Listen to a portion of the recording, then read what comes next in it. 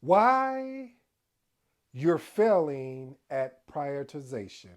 In today's episode, or I should say today's video, I'm going to take you from overwhelmed to watch this, family, in control.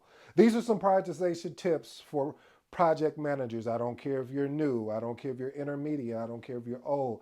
But these tips right here are really going to help you.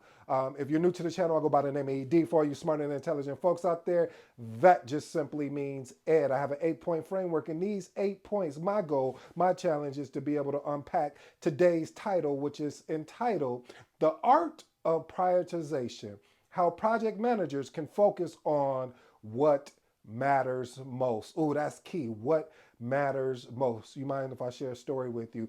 You know, family, I remember when I first really started understanding this principle of being able to prioritize.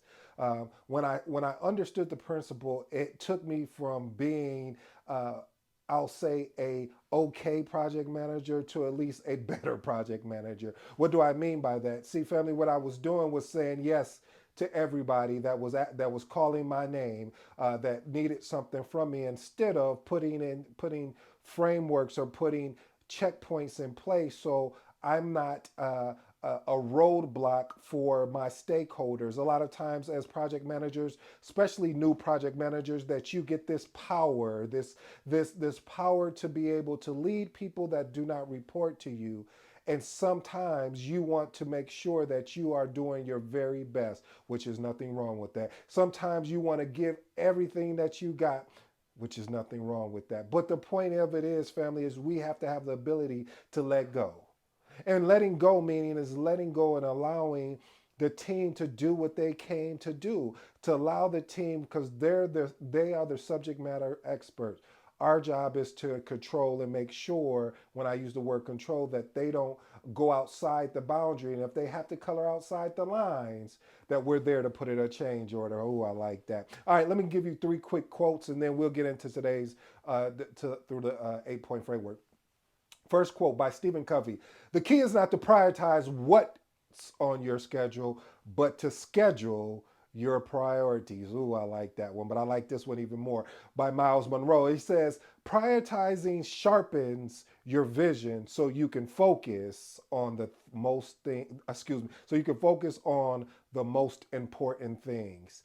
And the last and final quote by Peter Drucker: "Efficiency is doing things right. Effectiveness is doing the right things." Ooh, that last part where he said effectiveness is doing the right things. I hope today that I can give you one of these points that can help you do the right things. Point number one: minimize multitasking. I've shared this with you, and I'll share it multiple times, because anytime I do anything about prioritization or what are your priorities, you always got to minimize multitasking. I know it's hard, especially as a project manager. You got all these different things you have to do, but I'm gonna tell you, I wish I could say that you're able to do it. Yes, you are able to do it, but is it effective? You remember what Peter Drucker just told us?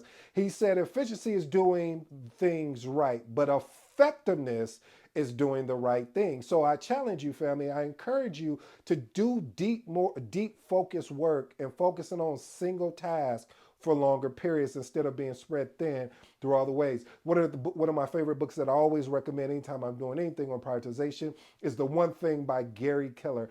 Excellent book. I may even just do a book club on, because all these books I recommend, and I just get to share them with the family. Let's move on to point number two. Point number two: empower team decisions. Listen, your job is to do this: set clear guidelines and objectives to ensure that the decisions that they're making are aligned. How do we do that? Well, what we do is delegate the authority to an experienced, that's the key word. If I could underline that, if I could have something on the screen I could bring up and say experienced team member to prioritize the task within that domain. Now, I will say this is my caveat. This is my stopgap. This is where I say pause, please. Is what I'm saying here, family, is that this team member has to be experienced. Now, I know this is going to be subjective, because you're going to say, ED, well, what is experience? this look like? Is it 1 year? Is it 10 years? Is it 30 years? Well, this is one of those things you're going to have to fill out and see, hey, does this team member, so give them something small to start with. I always want to give you actionable items. Give them something small to start with, a small decision. See how they tackle that, and then continue to grow that. And then eventually you could just be able to pull away and focus on other aspects of the project while that particular team is working on that particular task item. Family, I really want to thank everyone that has been locked in and watching these episodes. Hit that like and subscribe button if you haven't hit it yet. It's not going to cost you anything. I think last time I checked, it was free. So come on, do your boy a favor, hit that subscribe and like button. Matter of fact, we are building out a school, as you know, so feel free to click on the link in the description. I think I have it somewhere in the description there, so you can get in where you fit in, and we can have talk some more about this thing that I love, that I hope you can fall in love with, called project management. Let's move on to point number 3. Value meeting versus non-value meeting. Ooh, I'm about to ruffle some feathers here. Here we go. Let's get our ruffle on. Listen, family, I don't know about you, but when you get into this thing called project management, you're going to have a lot of different meetings, and you're going to have a meeting that you just had about the meeting that you just had about the meeting prior to the meeting you just had. I know that's a tongue twister. I know you're like, what is he talking about? Is he okay? Yes, I'm okay. But let me explain what I mean by that, family, is that a lot of times what ends up happening is that sometimes people love to meet just to meet, to say, they checked it off. My thing is I want to have a value meeting. Ooh, what's a value meeting? A value meeting is, my goal is hoping that you get value out of the meeting just as well as I get value out of the meeting. And you can see what the exact opposite of a non-value meeting is that we're there and we don't even know what we came for. We're there, and it turns into more of a personal discussion than it is a professional discussion. Again, there's a time, as my mom would say, there's a time and place for everything, baby. But the time right now, if we got a meeting going on, let's talk about what we came here for. And a lot of that has to do with the project manager. That also has to do with your stakeholders. You need to engage your stakeholders and say, hey, when they say, hey, could you set up a meeting? Great. What do you want to talk about? Oh, you want to talk about the schedule? Okay, you see where I'm going with this, family? You got to keep digging, because if you just keep it broad and say, oh, we'll just talk about the project schedule, you get on the call, and then the stakeholder says, oh yeah, well, regarding the project schedule, we'll have our task done by such and such time. You're like, man, you and I could have met for that. We just took up the whole team's bandwidth when they could be working on something. So the whole point of having value meetings is to ensure that the team can do what they need to do, and work on the things that they need to work on. Some of the tips that I normally do is that instead of having your normal 30 minute to 60-minute meeting, I would have various touch points with the stakeholders, maybe 10-15 minutes, just touching in with them. Hey, how's it going on those task items? Are you running into any trouble, any impediments? What Talk to me. Let's 15 minutes. It should be in and out. And then we have a bigger meeting where I take all of that information I've collected from them through the week, or if it's bi-weekly, through over the 2 weeks, and we talk, and I say, hey, this is where John is, this is where Fred is at. Fred or John, do you have any updates since the last time that we communicated based on the information I'm sharing with you today? Yes, okay, yes or no. And if they say yes, then I allow them to expound. If they don't have anything, then we continue to move on, because the purpose, again, family, we just don't want to meet to meet. I know it's a lot of people out there that's not going to like that, because they like to use meeting as a shield, so they can say, oh, well, I've been in back-to-backs all day and I didn't get a chance to work or do that task that you asked. No problem with me. I'm gonna make sure you get that opportunity. But I digress. Let's move on to point number 4. Break down objectives into measurable milestones. See, that's huge, family. A lot of times we'll have this huge task list, and it's like, it looks daunting. I mean, especially if you're a new project manager, you got all these tasks, and you're like, man, are we ever going to finish this project?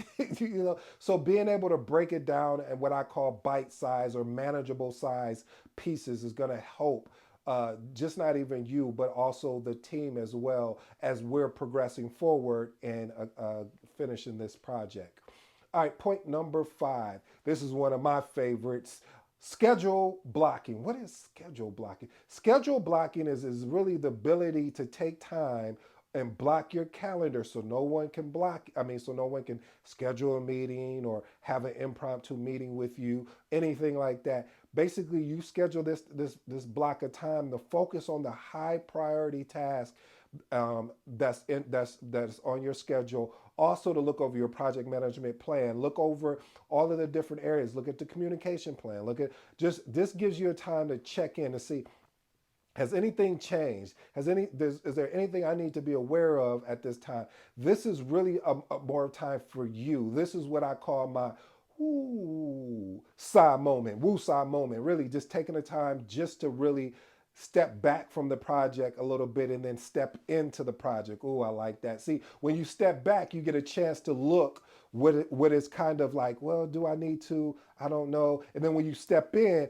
it's more or less that you're really making a decision like, what do we need to change? So let me remix that, family, because it got really good to me. What I'm saying is family, when you step back, you're looking at what the different choices that you can make. You haven't took any action, but when you step into the project, now you've made a decision. You've constantly said, consciously, said, I'm going to make a decision that we're going to make this change. And when we have our next meeting, or I'm going to send out a correspondent to let the team know what is actually going on. Let's move on to number 6. This is another one of my favorites. Keep the main thing the main thing.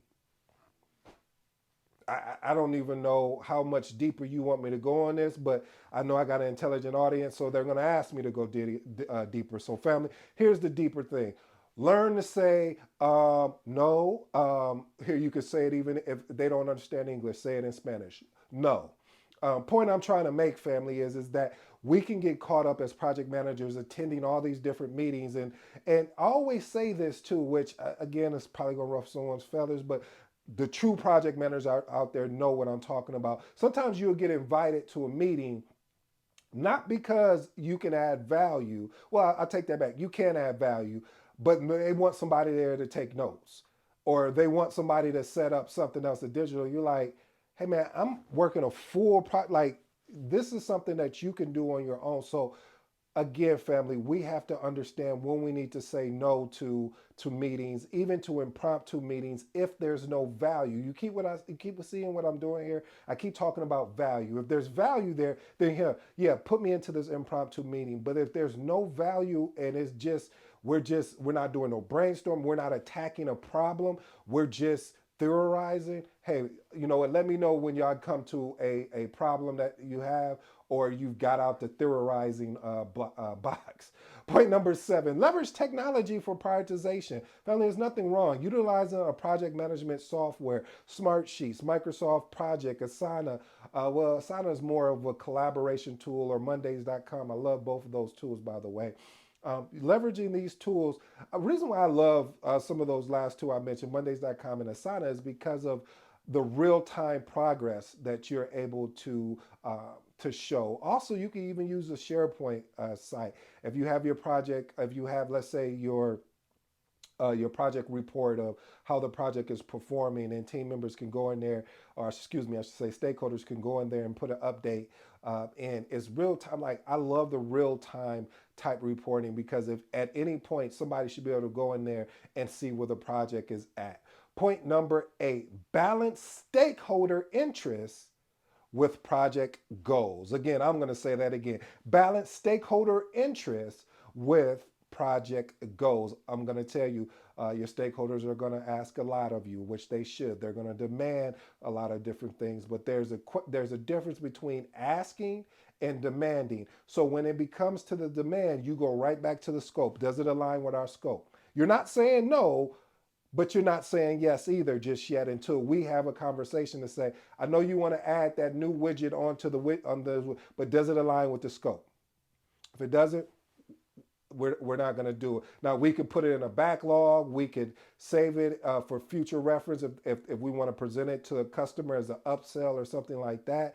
But currently, this is what the customer paid for. This is what we need to work through and make sure we get this to completion.